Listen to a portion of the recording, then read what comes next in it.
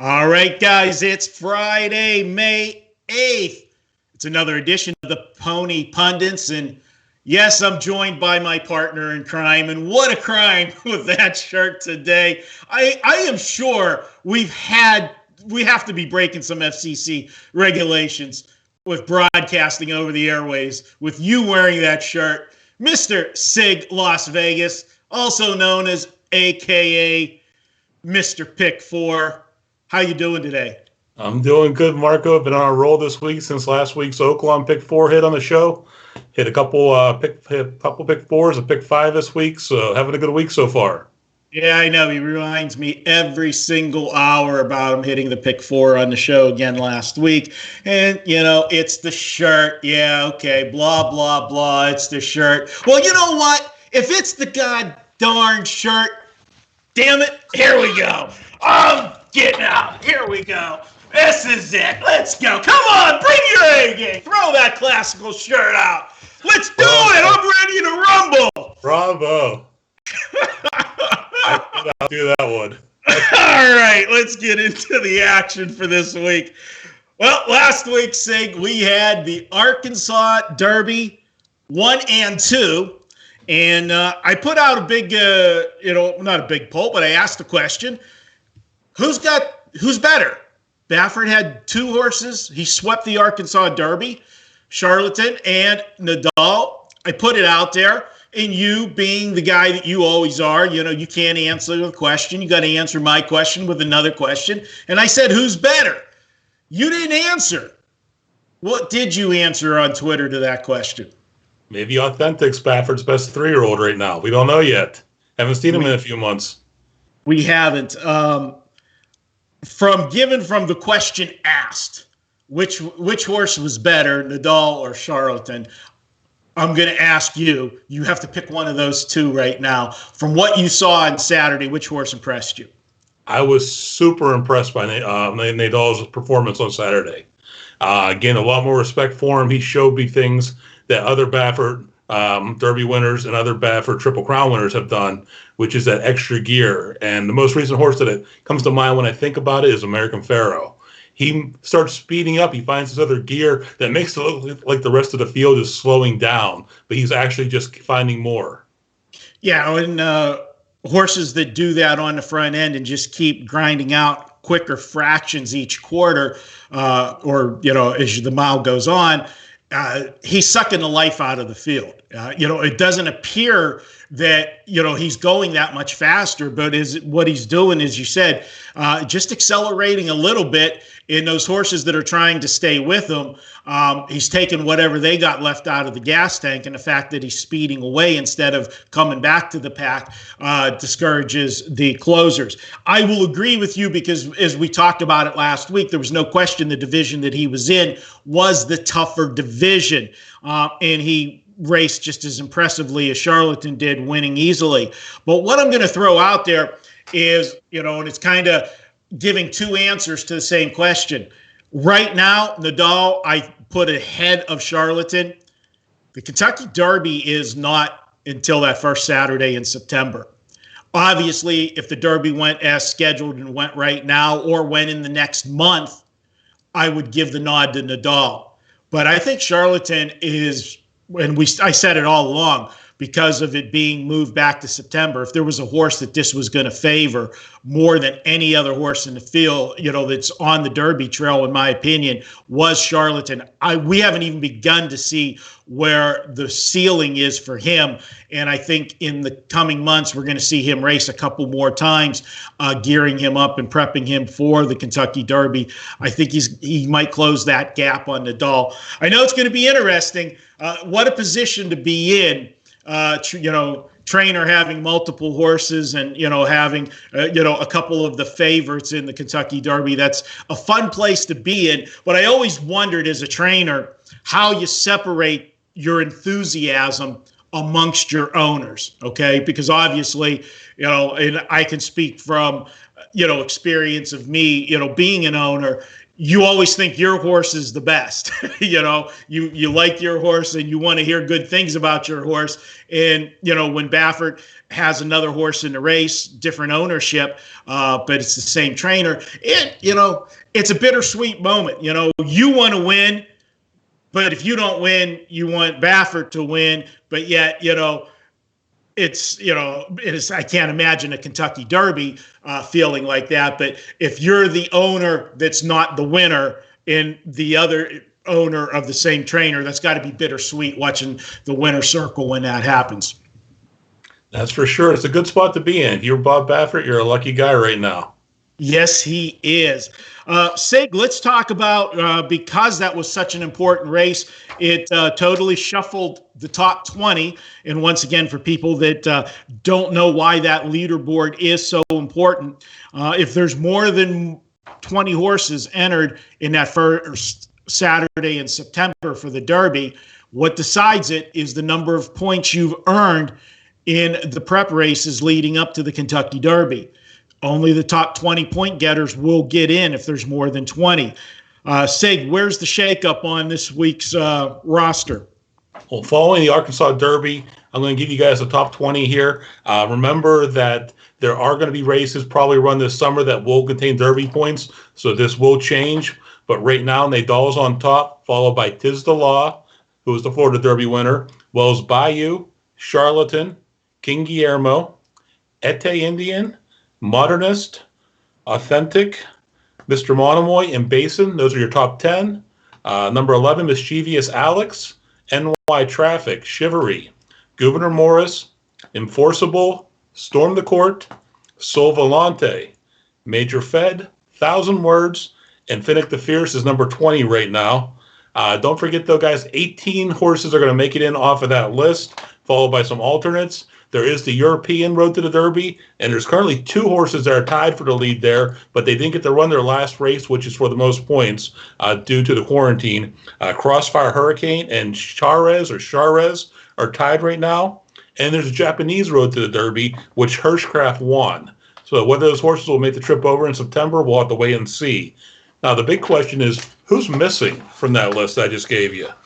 Maxfield. Maxfield was one of the most impressive horses last fall. Have yet to see him race here, and maybe we'll see him in a couple weeks here at the Mount Wynn at Churchill when they open up. Dennis's Moment, who was the favorite going into the Breeders' Cup Juvenile, didn't run a step in that race. Believe me, I had him.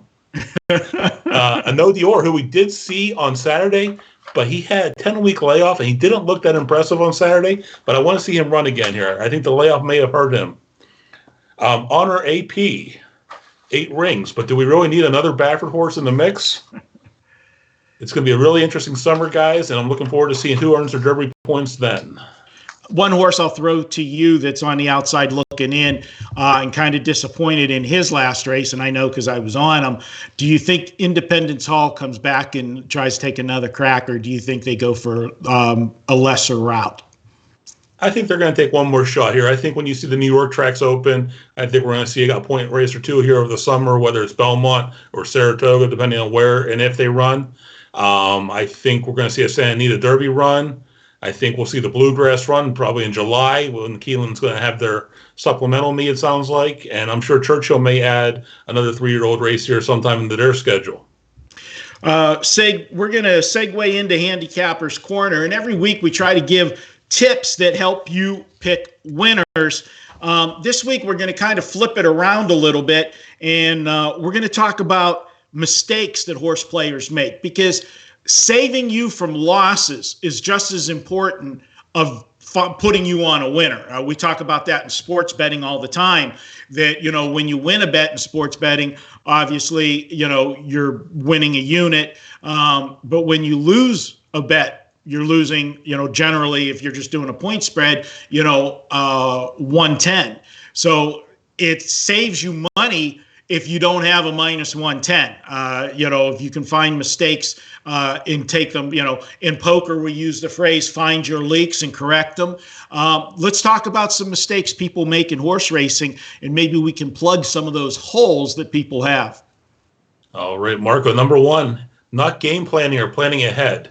Showing up at the book, the OTB, the track, and just throwing out a couple bets, having a couple beers with your buddies is fine. But if you want to be serious about this and you're looking to make money when you do it, you gotta plan ahead. If you buy the program when you get to the track, everybody's got the same information. It's the work that you do before you get there that's going to make the big difference. You need to get to know jockeys, trainers, owners in some cases.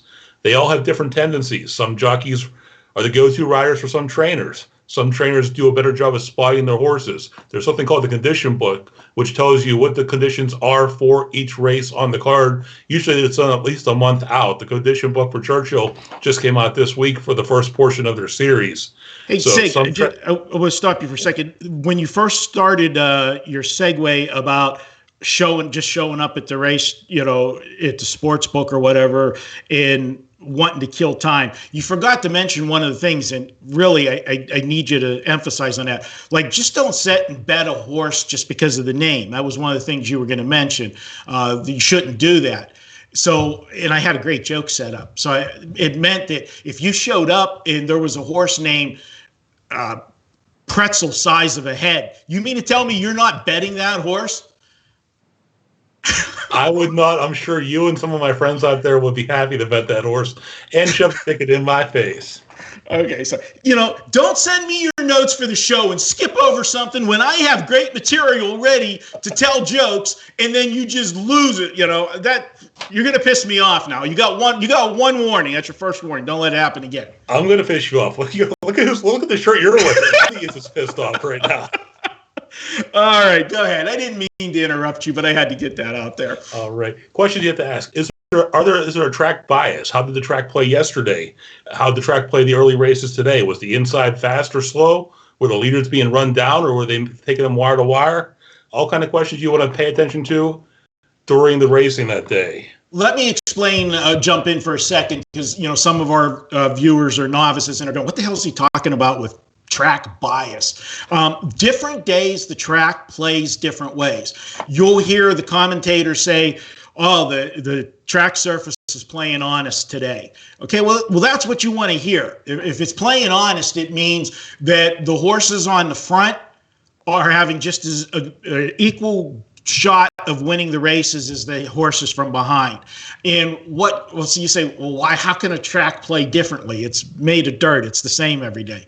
No, the way they water the track, if you had rain the night before, the track's going to have more moisture in it, and sometimes it can be a little bit of a heavier track, even though it might be listed fast or good.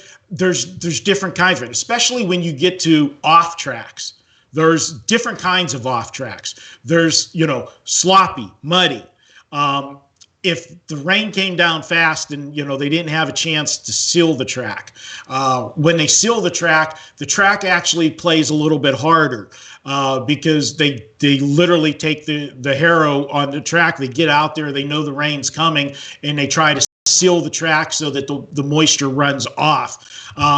This all affects horses different ways. If it's a sticky track, a thick track, sometimes horses that have feet problems, that becomes a problem for them. And the further you go in a race, the more a horse's feet are going to start to sting, and it can tire a horse.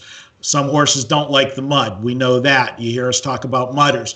And they have, the old saying is, the best horse is the cleanest horse. Well, that's because he was on the front end and didn't have any mud thrown in his face, so the horse wasn't shying from the mud coming back, or horses weren't closing because the track was a tiring surface and this and that. All kinds of different angles, but listen to the announcers on that racetrack. If you're at the sports book, put the volume on. My tip is most of the sports books here in Vegas, they have TV screens at the seats, and you can plug a headphone in. You can listen, to whatever track you're watching, because you can put the TV on the track you're focusing on. Listen to those guys. They'll talk about how the track's been playing and so forth, so that you can find those edges. Definitely, that's very true. And then back to where I was going with this, showing up and buying having a game plan going into the day. I like these horses in these races, and I think I can get value there, get a price on them. If there's 10 races on the card and you have $100 budgeted, you can say, hey, I'm going to bet $10 on every race on the card, or I can pick and spot play and play these races here. Just like Marco mentioned about poker. you only play certain hands. If you play every hand, you're going to lose. If you play the better hands and play them strongly, you're going to win. Races you have a stronger conviction on and you play more on them, you're going to end up being a long-term winner if your convictions are right. Are we always right? No, definitely not. But when you are right and you do bet that stronger, you're going to see a nicer return from that particular race. What do you think, Marco? Absolutely. And we talked about it last week's show that, the thing about sports betting, when you're making a bet, you're winning one unit. Okay. If you're making a single bet, where when you're betting in horse racing, if you're betting a horse to win, and let's say you bet a 4-to-1 shot, you're going to get back $10 and change for a $2 wager. Well, that means that you could lose the next 3 races and you'd be in the same position. You'd break even. So because you're winning, that horse went off at 4-to-1, you're bringing back a 4x return. And if you're playing exotics, you could go the entire card. If you're investing $10, let's go different route and let's go $12. Okay. Let's say you're investing $12 a race. You're playing a $2 exacta box with 3 horses for every race. You might only hit 1 race, but you've invested in the 10 races $120. If you catch a $200 exacta for $2, you made money. You have the opportunity to win way more than you're wagering, and that's the beauty of horse racing. So again, you don't have to win at the percentage that you win in sports betting. That's the key. One of the other things you have to worry about too, or think about, is trust yourself. If you handicap the card, if you watch the replays, if you go through the program and say, I like this horse, I don't care if the horse is 50-1 the morning line or 2-1 the morning line. You got to go with your convictions. You got to trust your gut. There's reasons you like that horse. Bet that horse with your convictions. Let anybody talk you off that horse. Your buddies, some guy you respect at the OTB might say, hey, I hate that horse. It was terrible. The sheets say, respect your convictions. Go with your gut. Sometimes you're right. Sometimes you're wrong. But when you are right, you're going to get paid. And when you're all wrong, you can go back after the fact and look at it and say, why did I like this horse and why didn't this horse win? Don't only look at your horse. Look at the horse that won. Compare the programs. Look and see. Maybe you overlooked something. Maybe you missed something. Maybe it was just the track that day. You don't know. But if you go back, you can learn from the mistakes you made and learn from where maybe your thinking may have been off. I learn every day. I learn from other handicappers. I learn from, not as much from TVG, but from some of the track analysts and so forth. They do give you very pertinent information. There's some very good track analysts out there, and you can definitely get them on the live feeds through ADWs. A lot of them right now are on TVG because they're filling a lot of time with less races. But the track analyst, Andy Serling at the NYRA tracks, Kathan Bradar, and Gabby at Gulfstream are all very good and all provide a lot of Gabby speaks, I listen. There's no question about that. And when we get to the West Coast, when Brittany speaks, I listen. That's a little inside joke. Everybody knows I like both of those two commentators very much. Sig, I will add one thing to you about the game plan. And although you do want to have your game plan set out heading to the racetrack or the sports book, I always am open to plan B. And what I do is, because every time when you handicap your race, it's a process of elimination. You're eliminating horses you feel aren't going to be there. And the first few pitches are always the easiest. You get rid of, this horse has no shot. Boom. You take him out of the equation and you start, slicing and dicing the field down. Well, when you get to those last couple picks, maybe your 4th choice in the race versus your 5th choice in the race, there might not have been a lot of difference between those 2 horses. You had to make a decision. And one of the horses, and this is one where a lot of times, and this is generally the case, is coming off a long layoff. I have a tendency to shy away from that. Or if all things are equal and I'm down to the last, elimination horse, I'm going to go with the horse that's been racing. Okay. Because I know more about it. I have more information there. I don't have necessarily a lot of information on the horse that's coming off a layoff and maybe only has a couple works. However, if I get to the racetrack and we're sitting about 3 minutes, 4 minutes outside of post time, and I'm looking at the board, and generally that horse is not going to be one of the favorites. He might be a horse that was 10 or 12 to 1 on a morning line. And I'm seeing the horse getting some action that really he shouldn't be getting. And we had talked about watching the tote board before, and he's sitting at 4 to 1 or 5 to 1. He's taking some live money from somebody. And that might make me go back and relook at those last two horses. And because I have the added information, and I know you're going to say, well, that's something of trust yourself and don't listen to somebody else. But generally in that's a piece of information that's coming from somebody involved with this horse knows something that it's getting unnatural money. And that might flip me from making it my last pitch to adding it to my ticket. I won't disagree with you there, Marco. I mean, I'm a big fan of information. I know when we go to the track or we go through the book, Marco does a lot of visual handicapping of the horses. I'm more of a stat guy. I like the numbers. I like looking at information and looking at trends. So we handicap differently, but oftentimes we end up on the same horses. Yeah, I mean, and that's something somewhere down the line I'm going to go through. We'll do that as one of the handicapping corner segments of what because you've said to me times when we're sitting, what are you looking at? What are the things that you look at? And one of the analysts that you mentioned, Caden Gradar, she is someone that when she says, this is when more so when they're on site and she's actually right in the paddock and stuff, and Gabby has done that too, they'll say, the winner of the post parade was so-and-so, looking really good in it. The horse racing game for so long, you understand things that you see on a horse and such that are signs that horse is in peak condition and feeling well on that day. So it is something. And if you hear somebody that you respect on TV, you already like a horse, and they add something like that, that's better to hear them say your horse looked good in the paddock than your horse looked bad in the paddock. That's for sure. And anything else you want to add on your tips there? That's all I have on that subject, Marco. I think it's time for us to head to the race of the day. Race of the day, and we are going to your track this week.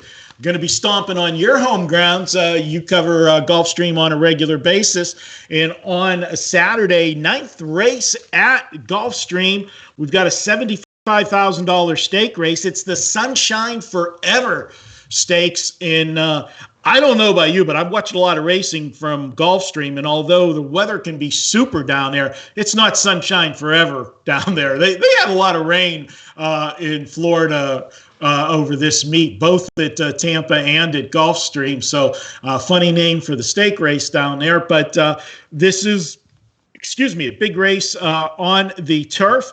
And let's start it off. I'll let you start with this race. To me, I got it down to, I think it's more or less a 3-horse race.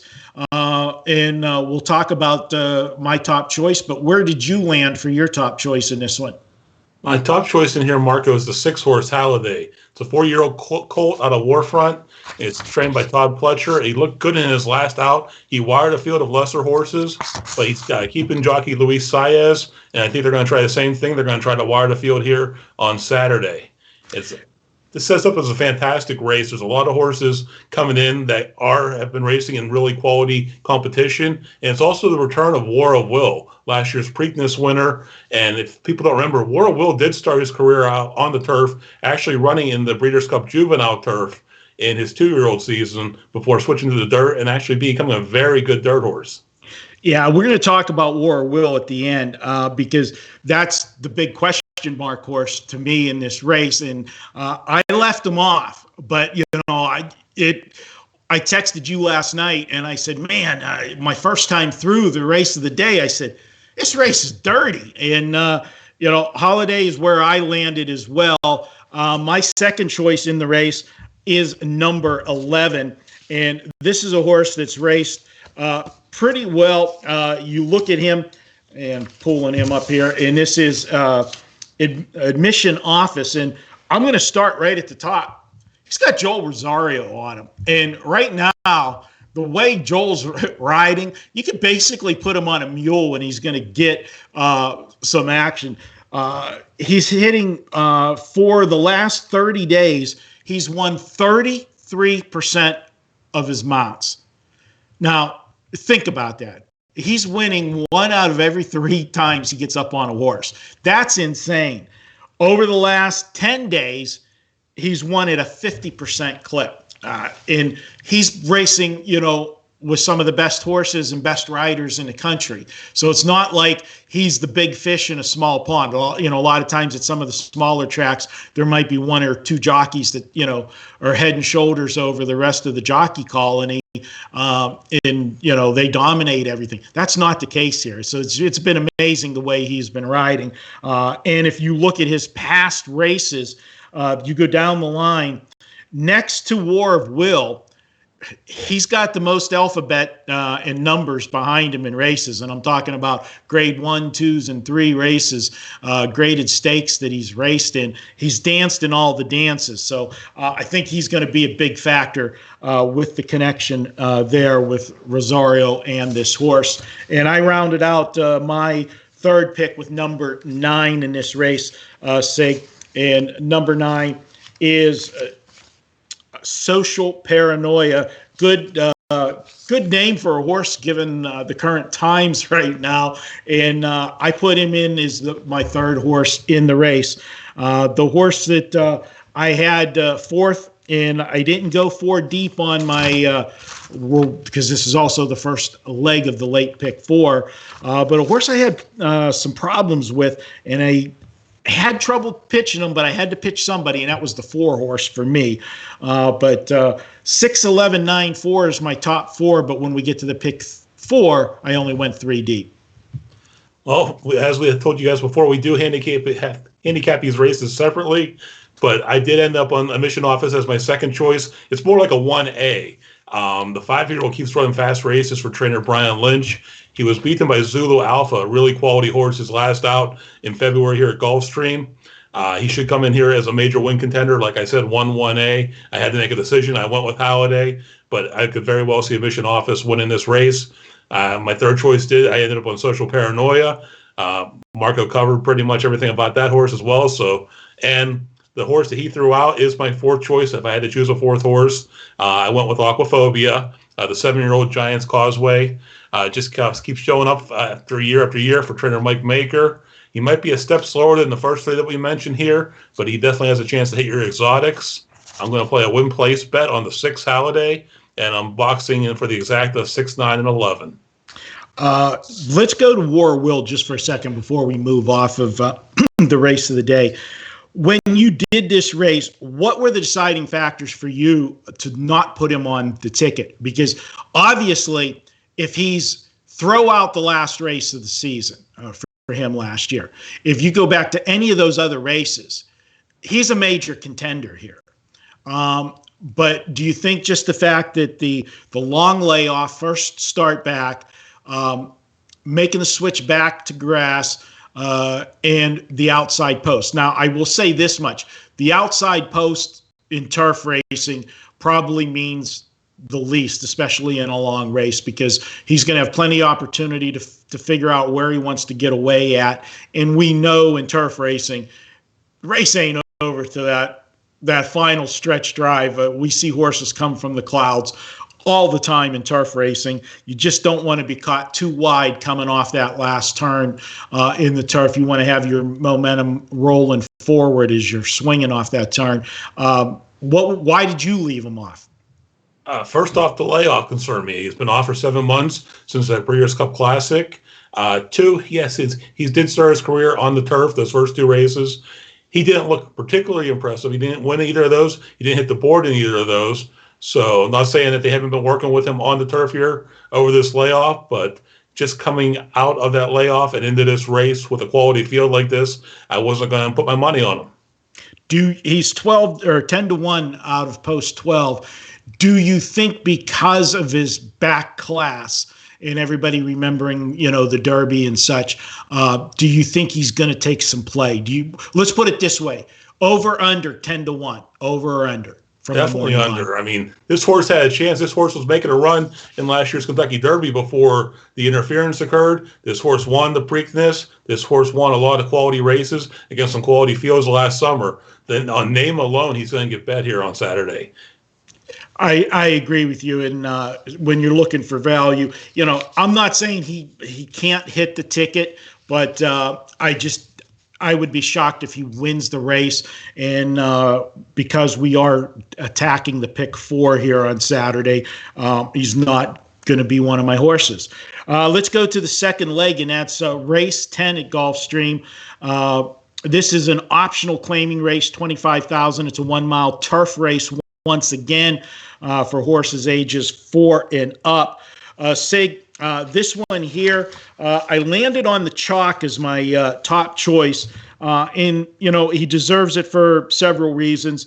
He's got good speed figures, and that's number 6, Battle of Blenheim. And you've got Irad Ortiz aboard. You don't get much better than that. You've got one of the best training turf jockeys in the country, or not jockeys, turf trainers in the country, in Michael Maker. And he's putting his horse in for the tag for the $25,000. Last July, they claimed him for $25,000. They've done pretty well with the horse since the claim.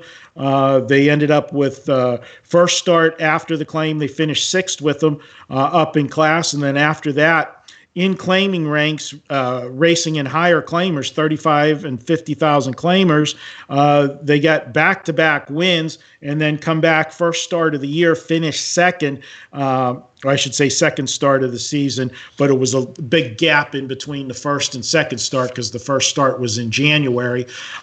This is, to me, as good as he raced in his comeback. It's going to be hard to get him beat in this one. Agree with you completely, Marco. I have him on top as well. He's coming out of a second place finish in his last out, but once again, that was off a short layoff, 3-month layoff. So I think coming into this, he is looking definitely like the favorite, and I think I considered actually singling him on the pick 4, but being a turf race, and we all know weird things happen, I had to go a little deeper here. My second choice. Go ahead. Sorry, my second choice in here is Honey Won't. It's a 4-year-old here for with Louis. I'm sorry, I just misspoke there. I thought you did because we've got the same 3 horses and it's just different order. But go ahead, I'll let you talk.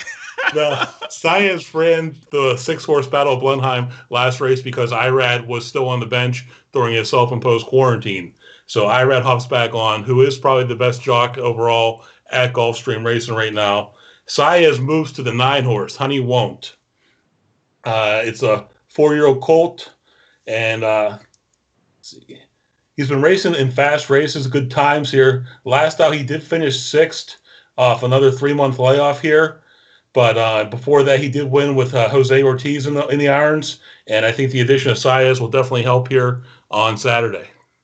Yeah, and I have Honey Won't as well, but I have in the 3rd spot. I'm going to the 11 for my second choice, and this is a horse that shooting the breeze.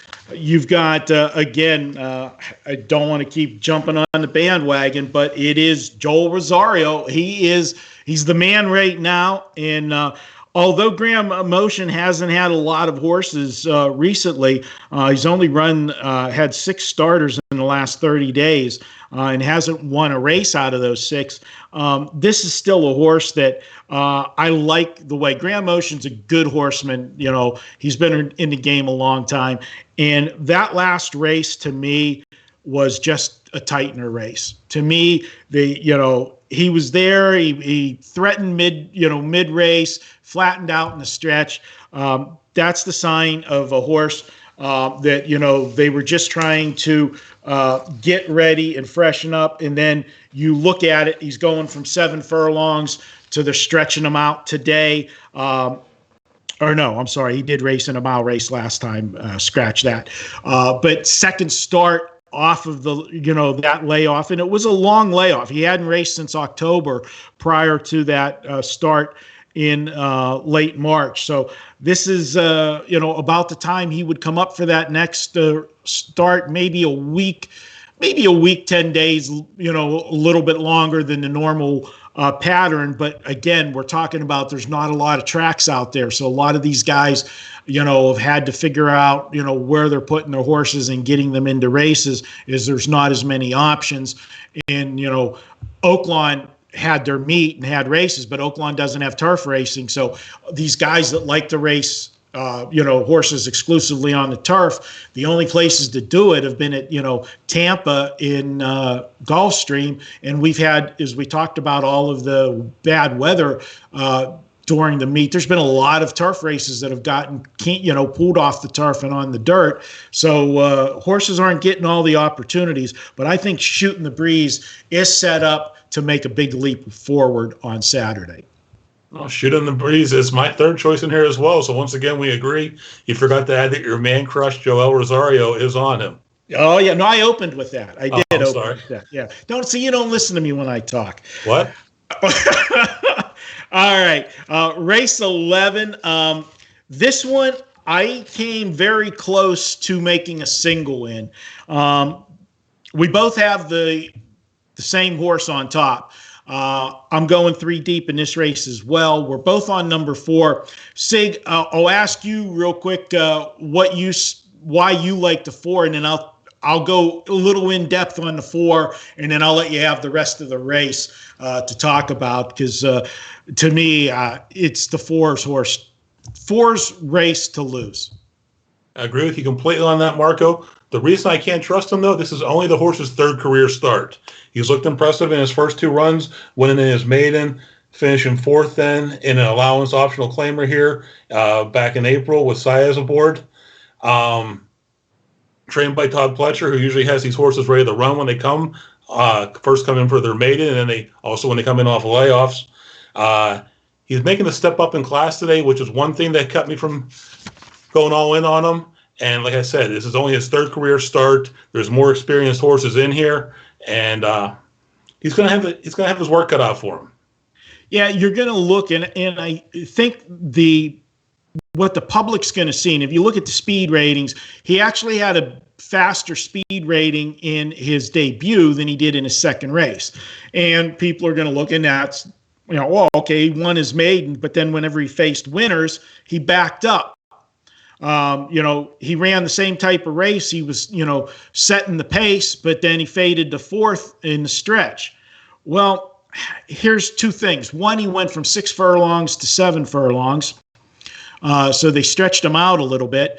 They're going back to this race on Saturday. They're cutting back to 6 furlongs where he did win at. But if you go back and watch that race, his 2nd lifetime start against winners, and I've said it numerous times, the biggest jump in class for horses is racing from a straight maiden into, non-winners 2 when you're facing, horses. All the horses in that race have already won. But look at the fractions they set in that race. He's 22 and change first stoppage of the clock there, and then 44 in change. They were smoking on the front end. Now I went back. So when I saw those fractions, I said, oh my God, what's going on here? And sometimes, and there's a difference, Sig, and this is something, again, you got to watch the races. Was those fast fractions just him on the lead by himself? Maybe he couldn't hold the horse and he was going too fast, or was it a contested pace? He had a horse at his throat the whole race, and he didn't give it up till late in the race. And if you look at the race, the horse that won the race blew by the 2nd, 3rd, and 4th place horses. He finished 4th, but you could have, the old saying, you could have thrown a blanket over them at the finish, the 2nd, 3rd, and 4th place horse. He raced game to the wire. And I think that he's going to get a better ride here. There's nobody better on the front end. As much as I have the man crush on Joel Rosario right now, Luis Saez, I think, is one of the best jocks for having a horse on the front end. He gets the most out of him, and he's able a lot of times to steal races by putting the field to sleep in getting slow fractions and getting to the half in a very comfortable time and then being able to sprint home. I'll Fight Dempsey's my top choice. And as I said, I came so close to making this a single and then expanding some of the other legs. All good points, Marco. Can't argue with that at all. My second choice in here is another lightly raced horse, Whiskey Sunrise. He broke his maiden first out here last April, and then we didn't see him for a year. They gelded him somewhere in between there. He came back here on April 12th, and he finished second in that maiden, and then came back here, broke his maiden April 12th in a race where he basically took control of the race and beat the field by over 4 lengths. When trainer Michael Yates combines with jockey Miguel Vasquez, they're winning at 35% clip. Like as Marcus said earlier, with Joel winning 33% of his races, when this jockey trainer team combos up, they're winning more than a third of the races that they're starting here. So I like it. It is a step up in class here for him. It might be a little more difficult, but he ran a good race last out, and if he improves at all off of that race, which his third career race is always usually an improvement for these horses, he should be a contender. Third, I went with the 5, Our Mercedes Boy. It's a 4-year-old gelding here. Jaramillo's in the irons, and he is a very aggressive rider. I think this horse came out. He ran him for the first time last out, and got him up to second in a 16,000 allowance optional claimer for non-winners of 1. I think the experience on the horse is going to help him, and I could very well see him put Our Mercedes Boy into contention. Yeah, Our Mercedes Boy gave me a lot of problems in this race. I ended up leaving him out. But you talk about the jockeys and trainers. This is a combination that 29% win rate when these two hook up. And the trainer himself, over the last 30 days, he's winning at a 30% clip and a 70% clip in the money with his horses. So it is a hot barn. So I can't, really knock your play. Your 11 horse that you have second is my third choice. I went to the 1 horse at the rail, an ultra consistent horse, 3 starts this year, has hit the board in all 3 starts, got a win in 2/3. And if you look, that win was just so impressive last time out, and wins just going away by 7. And how many times have we talked about the light bulb? Well, that might have been the light bulb race, because prior to that, this horse had finished third 6 consecutive races, finished third, and then wins going away. He might like that taste of victory. And, by the way, who's riding him? Joel Rosario. So for me, in the third leg on Saturday, I've got 4-1-11 and Sigs 4-11-5. Wrapping up the pick 4, buddy. This race is the one I went a little deeper in. I went 4 deep in this one, and I'll be honest with you, if I would have went deeper in any of the other divisions, I might have added a 5th horse here. And you do have the horse on your ticket, and the horse caused me a lot of problems. I left him off because I don't think he's going to win the race, but I do think that he's going to be there for the gimmicks. He'll be there, but I would have thrown him on and gone 5 deep, because I hate to get to that last leg and he be the one to beat me. But I'll let you start your final leg of the pick 4. You've got 3 horses. And who is your top choice? All right, Marco. I know we're up against it here because they got the rock, paper, scissors championship coming up here. So we got to get through this real quick. I'm just going to give you my horses. I went with 3 on top, Peppy the Hunter, followed by 6, the Queen Jules, and the 2, Trapezoid. My ticket ended up being 3x3x3x3. It's $40.50 for a 50-cent base wager. And once again, my ticket's 6-11-9 with 6-9-11. With 4-11-5 with 3-6-2. How'd you see this, Marco?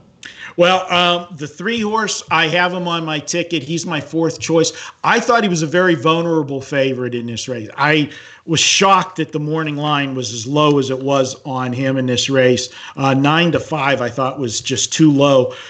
I'm going 6-1-10-3 on my ticket. I'm taking the 6-horse as my top choice in this race, and that is the Queen Jules. We've got Irad Ortiz aboard. This is a horse that you've got to throw out that last race. It was a bad race for him. There's no question about that. But you go to the race prior to that, very solid effort. Horse is consistent. This is a horse. It's a 5-year-old horse, 24 career starts, and he's hit the board in 13 of the 24. So definitely well over 50%. But my ticket was 6-1-10-3 in that final race. My overall ticket is 6-11-9 in race 9, race 10, 6-11-9, race 11, 4-1-11, race 12, 6-1-10-3. That 50-cent pick 4 will cost $54. Want to remind everybody, as Sig mentioned, the finals of the Rock, Paper, Scissors Championship is coming up on WagerTalk TV. You can check that out. Also, every day, 2 shows, Monday through Friday, 12 noon and 3 p.m. Eastern. You can check out shows. A big show coming up Monday is the Prez, the Meet the Experts show. Normally, it's Prez interviewing somebody on Meet the Experts. Well, he's going to be the interviewee on Monday. Teddy, our own Teddy Covers, will be interviewing the Prez, so I'm sure you'll want to watch that. Those two guys go at it, kind of like me and Sig go at one another, so be sure to check that out. If you want all of Sig's plays, check him out. You can follow him on Twitter at Sig Las Vegas. Also follow his card, Gulfstream Park. You can check him out at WagerTalk, and he'll throw up Tampa on some days. I'm out there. I was handicapping Oaklawn. Oaklawn is done. I am going to move to Tampa for Saturday. Take my swings at Tampa there, and then we've got some tracks on the horizon that'll be opening up with Churchill and hopefully Santa Anita as well soon after that. Of course, you know I love the West Coast racing. Santa Anita and Del Mar are my 2 favorite meets, as I know you're very fond of the Keeneland meet. Whenever we had that, you got that one taken away from you this spring, but hopefully you'll have it down the road. So, Sig, thanks for joining me again. And guys, let us know who won the official battle of the shirts today. Please comment on Twitter. Was it Sig, or was me going wrestling style and pulling the shirt out? You both lost. And there he is. Yeah, you both lost on the shirt situation. But I got to give the award to you, Marco, for creatively ugly. Sig's wearing like a Kmart, Target special. I think you actually went the distance and searched for that piece of poo. Well, you know what, Sig, and I got to use this phrase lately. He was getting a big head. He actually has a big head. I mean, his dad called 50 years ago. He's still mad. I think his mom might be a little more. Well, his mom only had to suffer for 3 hours. His dad had to suffer forever. Yeah, okay. You having fun, Sig? This is great. My parents watched the show, so. All right, and I have met your parents, and they are nothing like you at all. They're very nice people. Oh, thank you. All right, Dave. That's it for this week's show, guys. We appreciate you tuning in. Couple minutes short this week because you know what? The prima donnas of WagerTalk take over in 10 minutes, and that would be the one and only Kelly in Vegas, and then the real prima donna, Johnny Detroit. So I didn't mean to insult you, Kelly. That was intended to Johnny Detroit. So good luck in the finals. Take them down, Kelly. Take them down. We'll be back next week with another edition of the Pony Pundits. For Sig Las Vegas, I'm Marco Dean. Till next week, see you in the winner's circle with a handful of winning tickets, I hope.